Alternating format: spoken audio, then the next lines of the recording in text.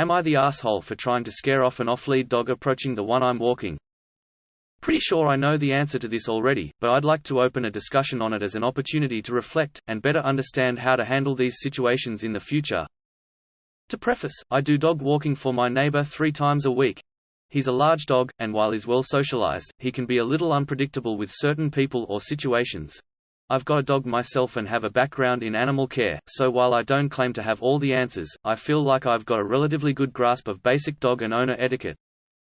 Tonight, while we were out, we encountered an off-lead dog as we were leaving our street. A Labrador about the same size as the dog I was walking, ran at us from across the street, barking.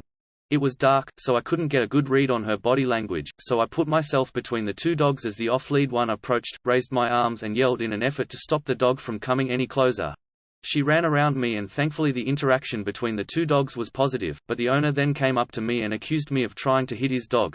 He explained that his dog and the dog I was walking knew each other, and that as he'd seen me out on walks a few times, I should have known that. I replied that given it wasn't my dog and all I saw in the dark was a medium-large-sized dog approaching us off-lead, I wasn't willing to take a risk, and wanted to avoid a meeting until I knew what was going on, and that I under no circumstances was intending to harm his dog.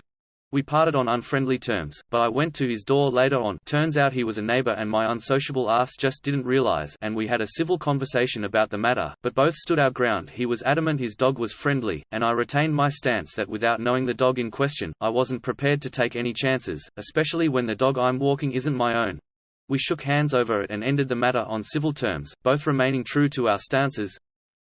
To surmise, both dogs are fine, neither seemed even remotely shaken by the affair, and I've parted with the other owner on good terms.